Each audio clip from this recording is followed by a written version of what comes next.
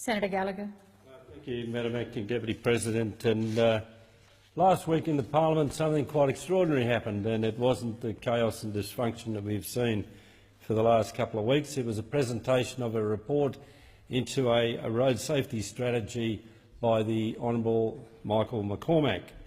And the main committee room was full. The big table had all of the respective stakeholders in road safety in attendance, and there was a large number of industry experts in the meeting room. I need to go back a touch, and that is that it was the Honourable Darren Chester who initiated the inquiry that I'm speaking about in his previous life as the minister in that sector.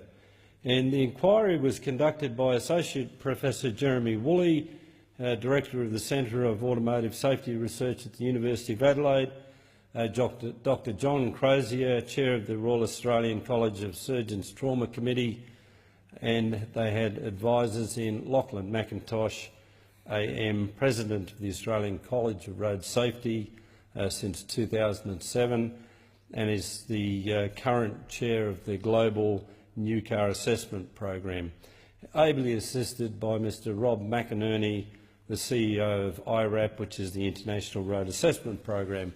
So, unreported and probably unremarked and unnoticed by a lot of people in this chamber, this place and the other place, a very important piece of public policy work was done by really competent, reputable, respected industry professionals, and a bipartisan effort. The Honourable Anthony Albanese was also a contributor in the main committee room and supported the report.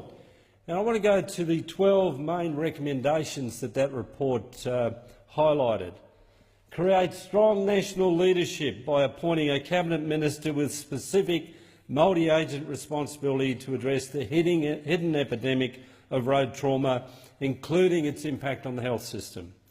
Establish a national road safety entity reporting to that Cabinet Minister with specific responsibility for road safety. Commit a minimum of $3 billion a year to a road safety fund. Set a vision target for 2050 with an interim value of Vision Zero for all major capital city CBD areas and high-volume highways by 2030. Establish and commit to key performance indicators in time for the next strategy that measure and report how harm can be eliminated in the system, and that be published annually. Undertake a national road safety governance review by March 2019. Implement a rapid deployment and accelerated uptake of proven vehicle safety technologies and innovation. Accelerate the adoption of speed management initiatives that support harm elimination. Invest in road safety, focused infrastructure, safe systems and mobility partnerships with state, territory and local governments that accelerate the elimination of high-risk roads. Make road safety a genuine part of business as usual within the Commonwealth, state, territory and local government. Resource key safety enablers and road safety innovation initiatives. Implement life-saving partnerships with countries in the Indo-Pacific and globally to appropriately reduce road trauma. Now, Madam Acting Deputy President, why should we do this? Well, I'll tell you why, because this is what will happen if we don't. Failure to improve our current situation will result in 12,000 killed and 360,000 injured at a cost of over $300 billion in the next decade. And people will say, where did he get those figures from? Well, they are the published stats as we currently speak. If we do more of the same, this will be our outcome. And the only thing we really know is that if we want to look at the performance of Australian governments, go back into history. Go back into history. So I'm indebted to our great people at the Parliamentary Library for providing me some historical context.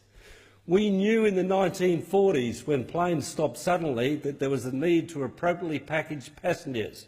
That is their terminology in the 1940s. If a plane came to a stop suddenly, people needed to be restrained, not rocket science.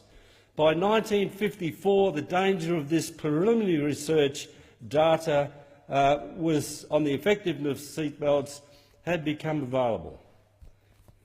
In 1955, seatbelts were first offered in optional equipment in some US passenger vehicles. Not in Australia. In 1959, a Senate committee, one of our Senate committees of the Commonwealth Parliament, established under the Select Committee process, came out with the motor trade should install seatbelts of an approved standard in all motor vehicles.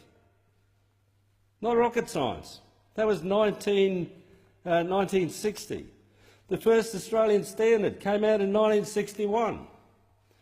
And what did the legislators do?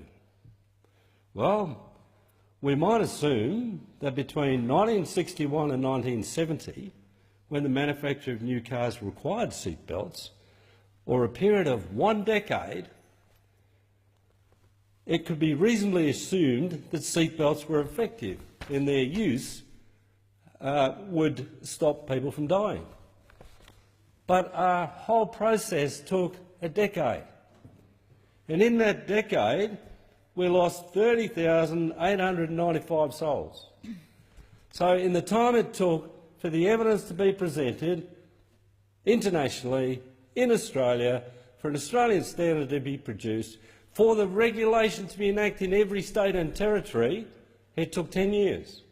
And in that 10 years, we had 30,000 deaths on the road, countless injuries. Now, we know that not every death in a car can be prevented by a seatbelt. And I can actually remember the days when you only had to have one seatbelt in the car, and that was for the driver. You could let your wife and your children and anybody else in the car just move around in an accident. But anyway, we know that 30,895 people lost their lives in that decade, and we know that either 30%, that is the best estimate of the stats that we have, 30% of those people would have been saved with a seatbelt, and the lowest estimate is 24%. So here we have a situation where we can see where we're going, doing more of the same. 1,200 people lose their life every year, 36,000 hospitalised for 1 day or more. So in a decade we'll have 12,000 and 360,000. And we know where we've been because it took us 10 years to take some action previously with the most obvious of methods like seatbelts. So we know where we've been, we know where we're going. What we need is the intestinal fortitude, the courage of both houses of Parliament, a totally bipartisan effort to make serious inroads into this. And I commend to you the 3 or 4 minute video made by Dr. John Crozier, a 21-year trauma surgeon veteran, who goes to Liverpool Hospital every Monday morning with his list of elective vascular surgery. And he makes it his business to go by it and do that excellent work. But halfway through his day, or even not even halfway through his day, there'll be a theatre alongside him which is prepared, and an accident victim will come in there. He talks about the 17-year-old girl going to school with her father, involved in trauma. He's doing his elective surgery. She's brought into the theatre next to him. He has to open her body up, take a metre of bowel out. He puts that in a bucket. He's got the blood on his hands. He talks about the 7 Australians who donated a litre of blood so that she may survive, and how she's then transferred to intensive surgery. And he says this: if there was 100 crosses on the lawns of Parliament House each month to mark every person who's killed in a road accident, and if there was 100 markers each day for someone who's injured in road safety, there would be a seismic change in how we deal with this. It is a hidden epidemic that we need to take urgent, proactive action with, Madam Acting Deputy President. And I commend the work of Dr. John Crozier and Lauchlan McIntosh and Rex McInerney, and most importantly my close friend and colleague from South Australia, Associate Professor Jeremy Woolley. They're doing great work. They've laid out a great plan. The wherewithal now must come from this government, and if this government can't do it, the next Labor government should.